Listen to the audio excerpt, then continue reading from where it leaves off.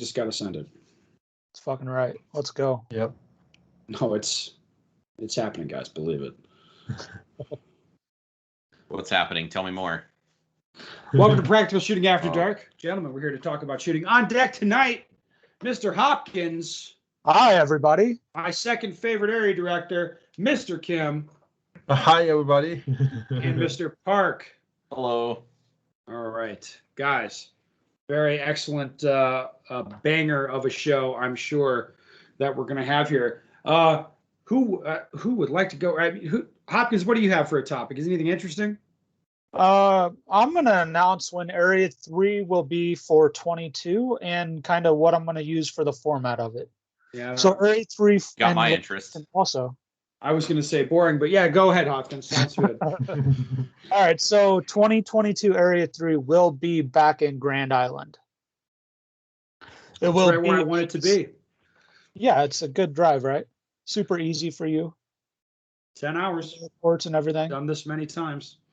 So the match dates are August 11th through the 14th.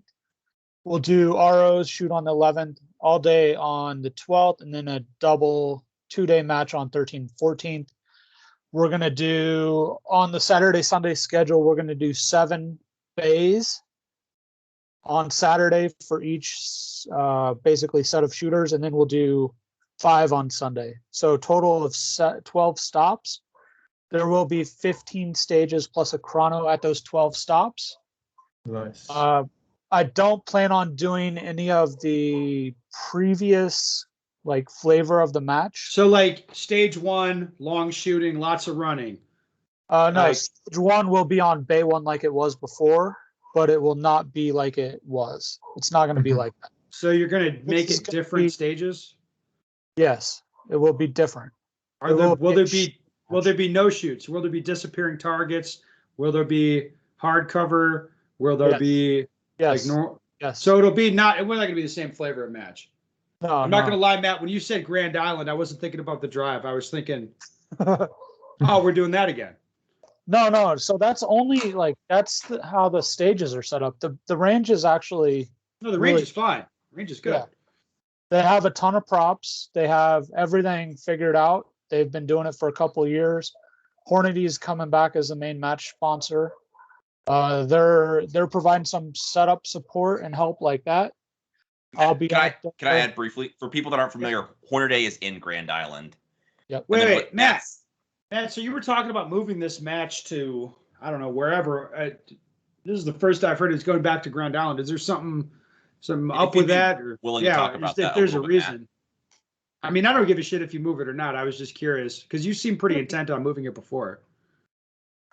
Yeah, I didn't know what kind of support I would have with Hornady in the range, but they were both very supportive, and Hornady wanted it back there at that range so they could have it there basically at their home range, and that's one of the reasons. Like, I could set up stages that are shooting challenges basically anywhere. Mm-hmm. They have plenty of props there so they can do everything. Mm-hmm. So they have targets and everything like that. So basically, like Hornady really pushed to make this happen in some way. Yes, Hornady wanted it there. That was the main support behind it. Oh, that's cool. That makes sense. That's just worth, So are they going to have? How are they supporting? They're going to fund. Let's say we get some strippers out there to reset the stages. Classy, something like that.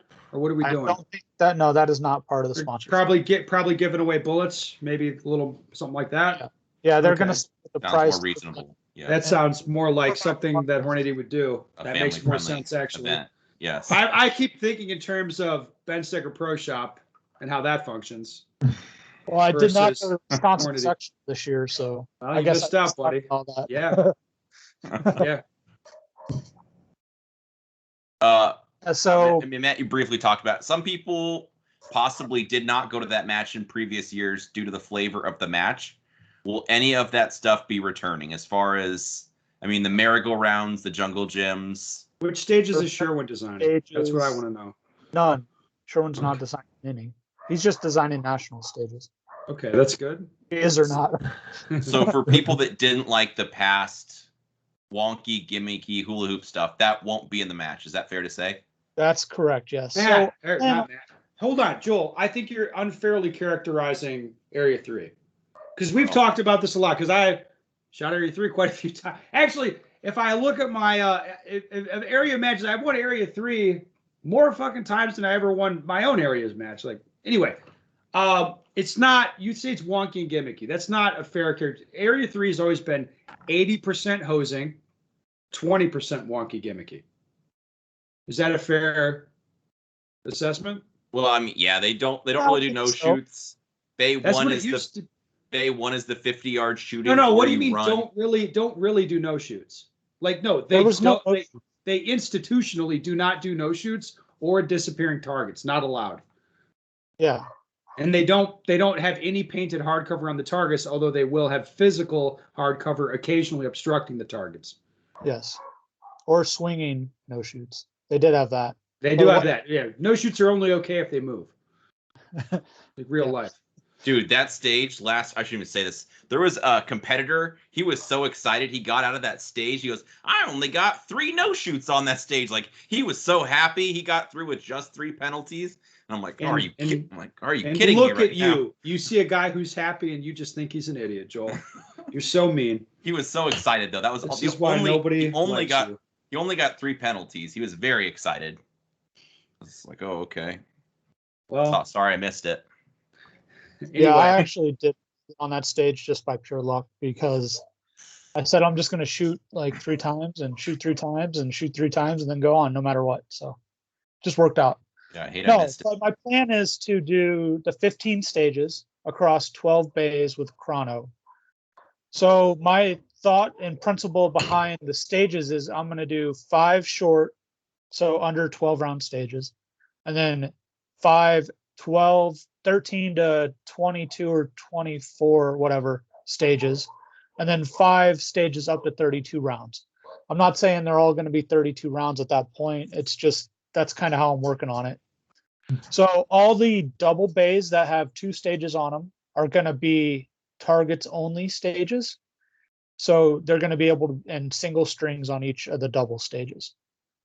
The medium stages that are by themselves are going to have hard shooting on them with activator targets. So the reset will take more time. So that should equal out into equaling the larger field course stages or the double bays. Dude, There'll be a awesome. pretty fast stage next to chrono because that's going to be part of that stage and the timing on it. And the big stages will basically be by themselves. I think we'll probably use most of the bays that are there. So I would expect targets anywhere from 1 foot at your feet all the way to, let's say, 30, 35 yards. All right.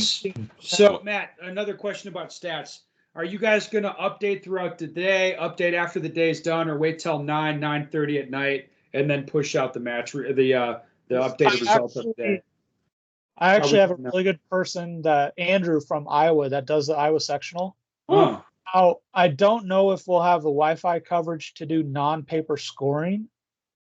I don't know if that's going to be possible, but knowing Andrew, and I haven't actually talked to him about this. They update it like every 15 fucking minutes at Iowa section. I know. No, it's like every 15 seconds, Ben. I'm sorry.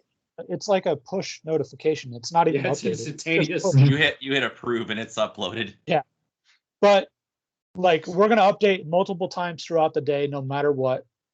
Literally it's like hitting a button. Like but this is Matt, you're really kind of shattering the mold here for an That is a match, big change. Like. That's a big change. Past. Well, yeah. That is kind of why I was elected, right?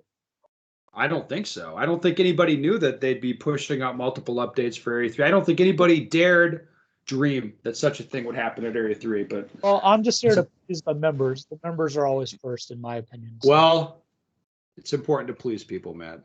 That's all I care about. Members first. Matt, do you have a range master signed up? So I have a new. You have Troy? You get Troy? No, no, I do not have Troy. Okay, well, we can't all be astronauts, I guess. Maybe he'll come and shoot the match. I don't know. We'll see. Doubtful. Go ahead. Sorry. You never know. I'm not going to borrow. He wants to come shoot it. That's fine. So I'm having Mike Howell Howell. He's from Florida. He got his Rangemaster certification in 2021 at the back-to-back nationals. Is he busted? No, not Is at he all. old? Far from it. No. Is he old? Is he a cunt? No. Oh, sign me up. Joel, I'm very sorry. I'm sorry. I can't help it. So I talked to him and kind of laid out kind of what my strategy for the match was and what I wanted to work with, and he agreed and thought that was very good, and I think we're going to work out really well. So Well, he'll Matt, come in Florida. This is I don't know if this will be his first like level 3 match, but he'll definitely have it on his calendar next year, and it's all confirmed. So it's all good. Matt, this sounds like an absolute cracker. When can people sign up? Oh, so good point. So I personally hate the signups on January 1st or like before the New Year starts. Oh, let me guess. You're getting in early, December 31, baby. Nope. I'm not going to open registration up until February. Oh, whew. Oh, wow. So you give people another month to like let their bank balance recuperate from the hit they're going to take on January 1st. Yeah, it's like operators are standing by at like 8 a.m. on January 1st. There's people like in December probably going to get bank loans. They're like, oh, I'm doing like 6 section matches, an area match, and nationals. I need like 2 G's on January 1st. It's so crazy. Yeah. So I'm going to open it up like February 1st. It might change dates or something around there, but. No, Matt, just make it wonky. Make it like February 15th so they're like, here. nobody else can. February 5th. February 5th. It's Saturday. I don't know. It'll be in February. We'll say it's that. It's okay to make it a Saturday, Matt. If people want to know, I'm assuming, Matt, you'll have access to the Area 3 Facebook page. That's where they should watch for updates. Yes, I have access to post on there, and I'll put updates on that. I'm working on checking all the boxes with USPSA and getting the matchup on the website and all that. I'm sure we all know how interesting that can be. Absolutely. Well, Matt, sounds awesome. I'm looking forward to it. Sign me up. Matt, I know that you're excited to be running an area match. If you, yeah, I'm really looking forward to it. I'm working on the budget. I don't have the match entry fee yet, but I'll have that up very soon before the first of the year, so everybody knows what that is and they can plan ahead for that. Good. Hey, I saw did we get the budget yet for USPSA Nationals? Is that a thing or? No, they don't release the budget. They actually don't release any budgets to the members as far as I'm aware of. And I don't see them changing that at any point with the current people on there. All right. I have one other question, might be considered, I don't think it's spicy. The new BOD podcast. Can we expect to hear you on there at any point? I have not been asked to be on that yet. I think you should. I think you I did offer my services since all the board members know how good I do on these podcasts. You are Matt, you've been podcasting for a long time. He is a veteran, yes. You used to be kind of shy and kind of nice, and now you're a salty little bastard. Yeah, I did my services to be on the podcast. It was politely declined or just ignored, I think. But so we'll see. I think you could add a lot of color to that because I listened and it was not that exciting. Well, Ben, we've got more topics we need to cover. Better keep the show moving. So that BOD podcast is called USPSA podcast.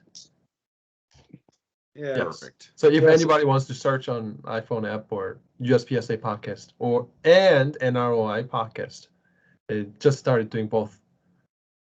Well, I haven't listened to the NROI one yet. that's it's nice you point that out, Wanzik. Like I feel like some of the not a few of the board members have been really engaging a lot with the public lately and getting their penises smashed, and it has been hilarious. Welcome to the fucking internet, guys. I'm loving it. Anyway, sorry. Let's move on. Wanzik, your topic. Go ahead. Joel I have has had great his hand. topic. Yes. So especially 2021, I've been seeing a lot of new shooting accounts on Instagram that's getting popular. So a lot of the new up and coming shooter, right? Yeah, new up and coming shooter. I've been following many as usual. And of course, one of them is Rob Pifania. I really think he's one of the fastest gun handling shooter. So draw, reload, things like that. So draw has not been so spicy since I changed to a different gun. So I wanted to like kind of ask him around. I called him up, and we had a lengthy conversation. And he also taught at the summit, PSTG summit this summer. His footage and the previous one as well. The previous one as well. Yes, the previous one as well. Yes. By the way, those footages are on PSTG, so go check it out. I was gonna add that at the end. Thank you, Kim. Yes. You don't have to add that at the end. At this point, there is so much crap on PSTG that it is unreal. Yes. All the instructors from the previous 2 summits, most of them, we got their videos on training. You guys can find those. Sorry, Mr. Kim. No problem. So since the summit, I've been talking to Rob a lot about like how he draws and like some of the cues, where he grabs first, or what kind of cues, physical cues, especially in the walkthrough process kind of thing. And then one thing that he told me, basically my question was, hey, I like your draw. How do you do a scoop draw? And Rob, surprisingly, was saying, hey, my draw is actually not a scoop draw. It's actually a little bit different than other person. It's actually scoop draw combined with traditional draw style. So we had a very whoa, hold on. So before you're gonna go and start talking about this in detail, before we get going on this, what is a scoop draw? What is a traditional draw? Just to make sure people understand. That's very good. What the fuck we're talking about here. Yes. So scoop draw is typically when you hear the buzzer, you bring your gun straight out in one motion to your eye line. Yeah, your hand comes straight up, and Yes. like it's like your hand moves up, and you're grabbing the gun, Exactly. and it's one, but you don't stop, and you're fixing your grip on the way out. When Yes, you're establishing, you're still establishing the grip as you're lifting. Well, you're going to That's do one of two things. You're going to be fixing your grip on the way up, or you're going to be picking your gun up off the ground. It's going to be one of the two. Yes, that's true. Not And sure the which traditional one. I guess one- we get to find out. Yeah, the traditional one will be you kind of ride up the beaver tail and then finish your finger curling. So basically you get the firing grip inside the holster and you bring the gun out. So typically how people do that is like they use the web of their hand, so thumb and the index finger web, they ride it up on the beaver tail and then close the fingers and then bring the gun out of the holster, which is pretty safe, yes. But basically what he's doing, and which I am right now trying to apply better, I actually made the switch somewhere around in the fall time.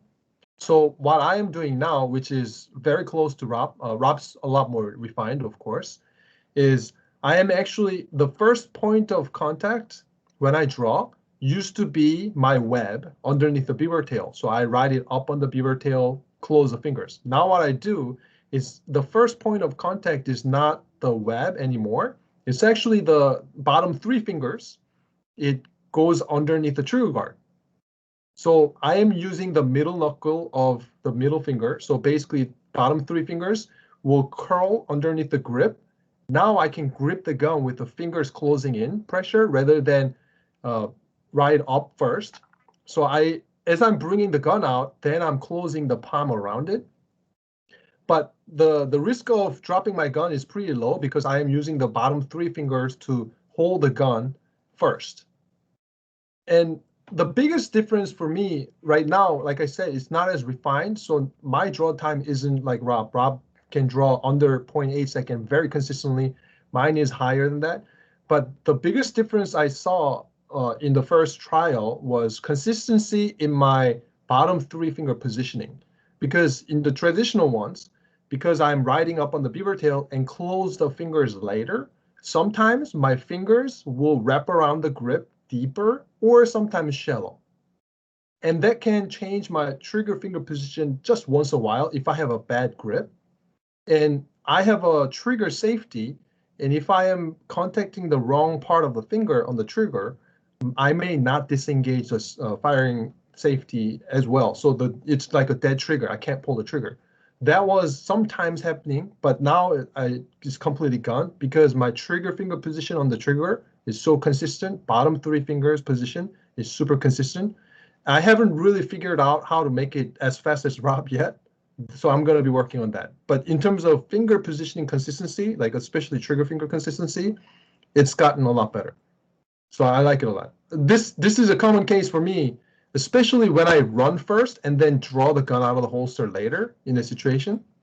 Then my web may not be hitting the consistent spot, but I find it's easier to contact the bottom 3 fingers, proper position onto a trigger guard area, and then bring the gun out. The consistency of the trigger finger was a lot better. I like it. So this is sounding promising. Yes, I'm So liking it. A good off-season project. This is then, Kim. hyper nuanced nerd stuff, right up your alley, Mr. Kim. Yes. I like to see that. I think you were last time we trained together. I think you really wanted to improve your draw. Yes. My draw time was not spicy, and Yeah. your draw time was very spicy. I liked it. I'm good with that Glock. I can rip that thing when it comes to the Yes. draws. Anyway, good. All right. Moving on. We have another topic. I think. We're finished, right, Mr. Kim? Yes, I'm done. Okay, I think you nailed it. Very interesting, guys, working it out. And is there anything else we should say about Rob? Because I think Rob's really an interesting case. He's really grinding it out, man. He's really doing it. If I could plug my own stuff, there's a couple episodes of the Training Group podcast he's been on that were. Yeah, Joel, I was trying to talk about how good Rob is, and now you're talking about yourself. Sorry, I'm just trying to line my own pockets. Training Group members, there's a couple episodes that I got a lot of really good feedback about. But no, Rob's very good, especially gun handling. Rob is super strong at. I've met Rob. I've met Rob. Like he flew from New York to Florida to do a class with me. I think the first time I met the guy. I mean, he's very motivated, and he's been a Training Group Gold member forever. He's an instructor now. He's on. I mean, you have him on your podcast, Joel. I mean, Rob is a very every goddamn time I open up Instagram, I see Rob at Pifania is doing a live, and I pop in there and he's doing dry fire and talking to the guys and talking about stuff. And he flew here to train with me and Christian Sadler. He's grinding it out all the time. That's what I know about Rob. So it's pretty cool. I like his energy. He's a super nice guy. He's a real sportsman. So anyway, to keep plugging my own stuff. If you've let's talk about self-serving people like Joel. Exactly. If you participated in the drill of the month on Training Group, you've likely interacted with Rob also, because he's pretty active in the drill of the month as far as Yeah, I mean, he's helping people out when they submit videos. He's totally lost in the sauce. I mean, he's all about it all the time, always talking about it, always doing it. Oh, I mean, always. And it's like, I mean, obviously, that's a very positive energy. Mm-hmm. Yes. Yeah. Sorry, Ben. You want to talk about yourself? Go ahead. No, Joel, I wanted you to talk about yourself, and in doing so, also talk positively about me. Where should we start? We have a combined topic this month, I think. We do, I think. Yeah. So what? Well, what do we want to talk about? Just the training thing? I think so. So we got together, Joel and I, doing some training recently with the rifle. So I think a fair way of putting this is, Joel, you've been doing 2-gun matches. You are actually kind of an expert with rifles when it comes to the nerd side of rifling. I'm okay with that. Yes. I mean, the equipment side, like if I need to I don't know, hit something 1,000 yards away with the first shot, you'd be a good guy to talk to about that. It would be somewhat helpful. Yes. Yes. So you've been doing all that stuff, but we've been getting together training now in, well, I would say the style of rifle shooting that I like doing. Practical rifle, I think, is a fair way to say. Practical rifle. So, so we got together, shot a lot. What are the takeaways, Joel? What are the takeaways? Yeah, it's an absolute blast learning something new. I think, so, I mean, the setup, Ben and I, it was, we set up a drill, we talk about the drill, we shoot it, we compare times, have dialogue. What do you think? What could be better, worse? Do you like this drill? What are we assessing? Is this the results everywhere, fill in the blank. The biggest takeaway I think I had was that I always wanted to compare the times, and the times from a dumpster fire to a so-so run to a fantastic run was like the timer didn't show you that at all. And that was pretty interesting, I think. Ben, is that a fair way to say it? Yeah. No, I mean, what I think the way I put this is the way that you understand scores when you're shooting handguns, as far as how the times, like if you have guys shooting a stage, how they rack up based, or how they, if you rack them and stack them based on ability, you see, like, for example, here's a very common example that you'll notice with a pistol. A good pistol shooter can shoot a stage super quick. He's going to be the fastest guy in his club. But a guy like they go to area matches or, you know, section matches and shoot against guys that are national level heat, and they're like 2 seconds back on every field course. You know what I mean? And it's and they just like there's just that time differential just exists between like the guys who shoot 85% and the guys who shoot 100%. It's just the way it works when you start really looking at things. If you look at carry optics as opposed to production, the times compress in carry optics when you compare guys' scores.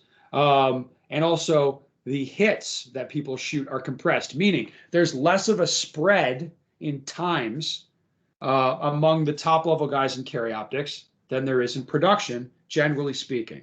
All right. Why? Well, there's more elements in production. You've got like different aiming schemes to apply using iron sights, and there's more reloads in. That's just more room for people to fuck up. So the times stratify differently, right? You get a larger spread in the times among people of, I mean, you'd say like the same ability level, just the equipment changes how things stratify.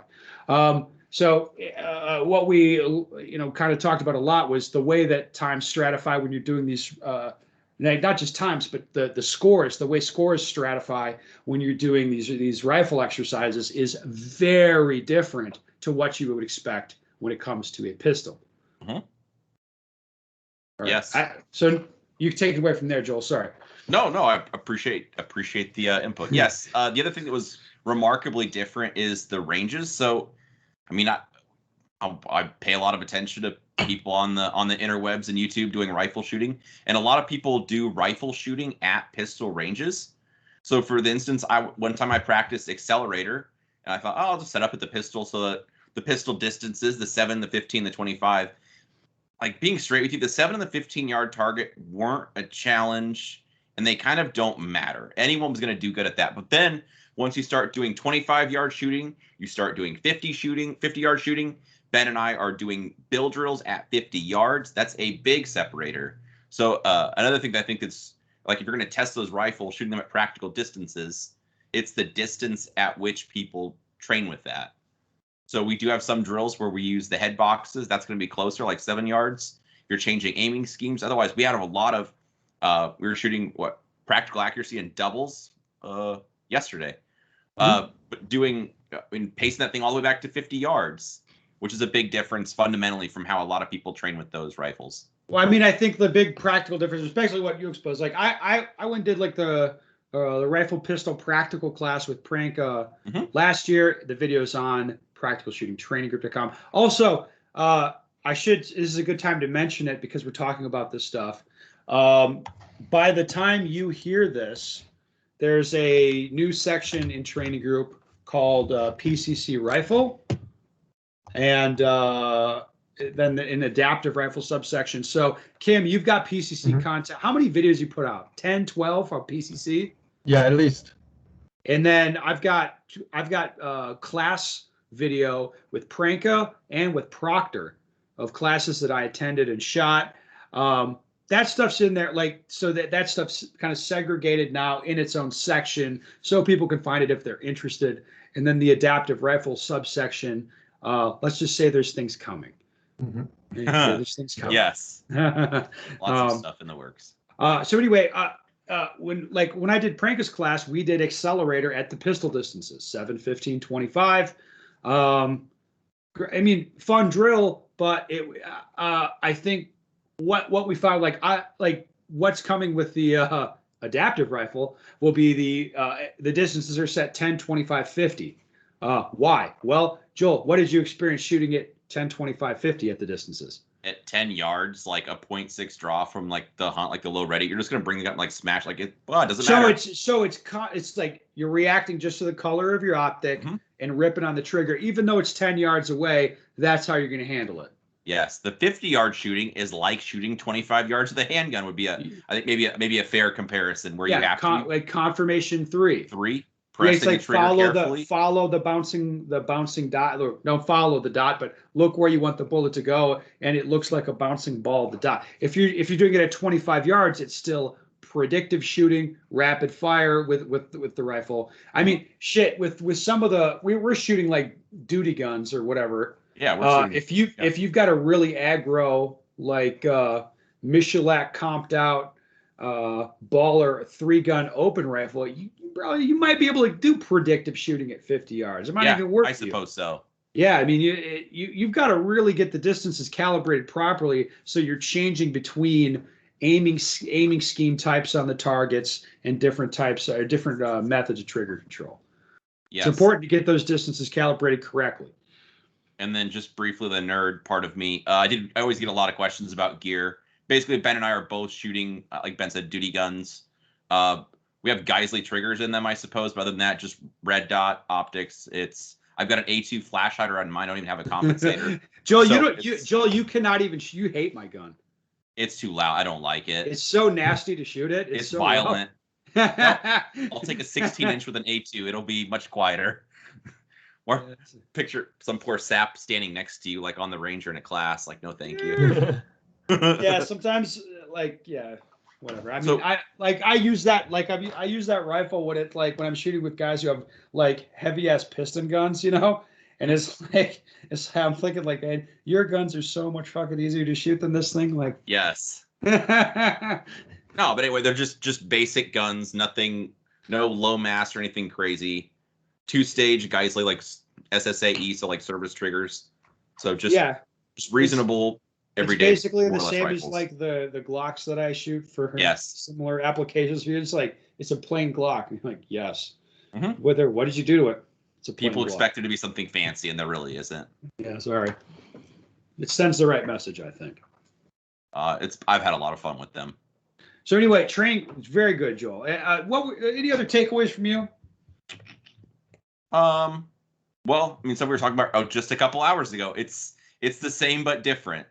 So it's fun because there are some ways that it's very similar to training with the handgun. Some ways it's drastically different. Mounted movement obviously is way different from with a handgun. It's way harder with a rifle. Yes, it's very difficult. Keep the rifle mounted, you're shooting while you're moving around, it's harder for sure. Yes. No, so it's really, really fun. A lot of fun takeaways. And also, I guess it's fun because I think like, man, I'm shooting pretty okay. I don't know, this seems pretty solid. But then it's fun, like, of course, if I'm shooting next to Ben, I'm going to try to beat Ben. So I'm constantly like, hey, what was your time on that? What was your time on that? So it's really good having, somebody strongly trained with to see how you compare. Yeah. It did not suck. No, it doesn't suck. And things coming, right? Things are en route, yes. How do you guys feel about doing a podcast question? Sounds good to me. You're never going to ask. Of course. Sorry. I'll make sure it's this is kind of a wonky question, but I honestly, I'll give you guys my take on this in a minute. I had an idea to help solve popper calibration. If the popper doesn't fall and there's a visible impact mark anywhere on the face of the popper, it's 1 point for minor and 2 points for major. No miss penalty. If there's no impact mark on the face of the popper and it didn't fall, it's scored a miss. This, of course, relies on the popper being painted. If the popper is hit but doesn't fall, the RO checks the condition of the popper for faults. If the shooter wants to call for proper calibration check, that can still be done as well. Thanks. So that's the question here. From a guy who I think is on the level. It's a pretty wild. I misunderstand. Or I apologize. So the point. No. He's changing how many points a popper's worth. Is that correct? I think if it still falls, it's worth 5, right? Yeah. I don't think he's changing. But if it doesn't fall, you get it's like a D hit versus an A zone hit. Okay, I understand now. Man, this is It's a pretty wonky idea.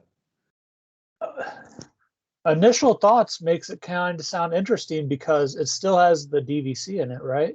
Here's You a don't get the question penalties for the miss. Here's a question, guys. Is this any dumber than what the board actually did? No offense to any board members that are on the podcast. Well, I voted no. I thought it was dumb to begin with, and I told him that. So Yeah, I know, Matt. And I said, I think on a fairly recent video that I said, the board voted for this. Matt voted against it because he said it would make them look dumb. Who do you think thinks more like you do? I don't think this is any dumber than what the board did, for sure.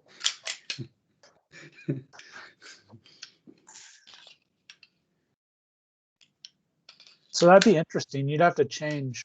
I'll tell you what I don't like about it. I'll tell you what I don't like. Like, I don't like the idea of penalizing the shooter in any way for the fucking poppers. It's not Like, their fault. I don't really care whose fault it is. Like, I'm not assigning blame to anyone. I'm like, you hit the thing in the place you're supposed to hit it. Like, it didn't fall or did it, like, whatever. Like, I don't, you know what I mean? Like, I just want to be assessing, did people, like, just the marksmanship part of it. Like, did they hit the thing they're supposed to hit where they're supposed to hit it? You know, that's where my focus is. I don't understand, like, this essentially would penalize the shooter in some way for the popper not falling, right? Penalizes them less than taking a miss, but they're still getting penalized, which doesn't make sense to me. If the popper's genuinely wonky. I would not be in favor of such a rule, no.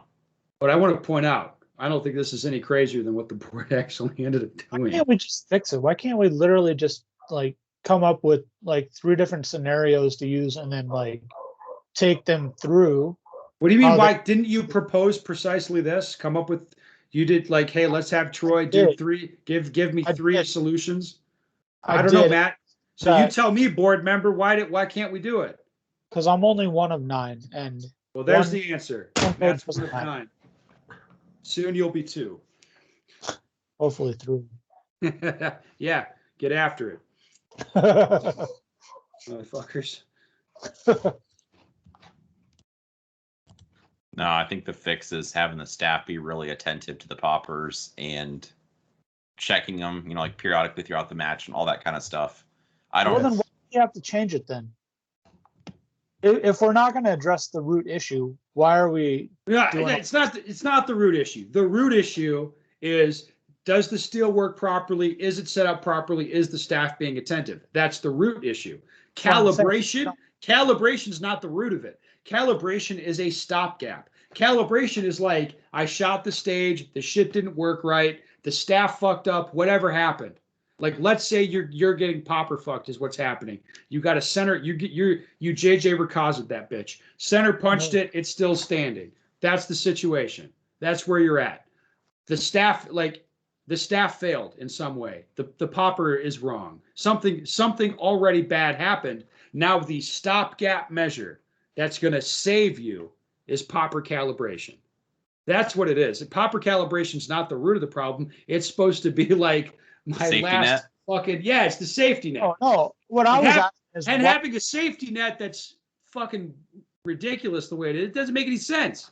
Why do we not? Why, like, the safety net's essentially like fucking like a die game, like playing rummy or some shit. You just like roll the dice. If it comes up correctly, like, you're good. It's insane. I'm sorry. Anyway, what are we going to say, Matt? Why do we have to come up with all these fixes instead of addressing the root issue? I don't know. Well, you know how these guys are. They don't want to address the root issue. I mean, they don't want to hear it. They're not interested. Rather, like, remember, they've been blaming us for popper calibration for 5 years. They're like, well, no one can come up with anything better, so it's your fault. It's like, well, don't you guys pay Troy like $100,000 a year, and doesn't he have 2 assistants to work on this shit? He couldn't come up with anything. Worthless. I thought the answer was to shoot major. That is also the answer, is shoot major. Yeah. Shoot a 45 because they don't make a 46. How do you like that? I think they should start making a 46. Whew. Just to shut you the hell up, Matt. Sorry, Joel. How dare you, sir? I apologize for calling you Matt. I wouldn't want to apply that you're some USPSA board member, BOC type of dude. That's all. That's everything I hope to be. Well, Aspiring to in the future. Matt, you stick right where you're at for a couple decades, and you'll be Bruce 1 in no time. I'm kidding. You need to be way more pompous. You don't have it in you. Well, I think we pretty much got that question answered, Ben. Oh, no. It was a banger, as usual. A real crack-up podcast, real. It was a winner. Anyway, amazing. Thank you all for coming on, especially you, Mr. Kim. You're clearly the nicest, best person here. Really like having you. You up the average in so many ways here. In height. We call him the professor. In height, in IQ, in kindness, all of these things. Without you, our average would be real bad. Anyway, thank you all for coming on. Listeners, if you have a question you'd like the answer to, you're going to email go to your website. It's bensteger.com. Send him your question. He'd love to hear from you. I'm open to any question you guys have in. And if your area director is not answering your emails, send them to me and I will get them addressed. I will at least get them in front of all the other area directors. So they can also not area address them 3 right now? at. It's area3@uspsa.org. And that goes with any area. You just put the area, AREA, and then number at uspsa.org. The only, guys, don't bother email my favorite area director, area 2, because he will answer you. It will be verbose. It will be hilarious, especially if you critically analyze it and compare it to previous statements. It's going to be great. I promise. The button. I can't end the call anymore. You can't end the call.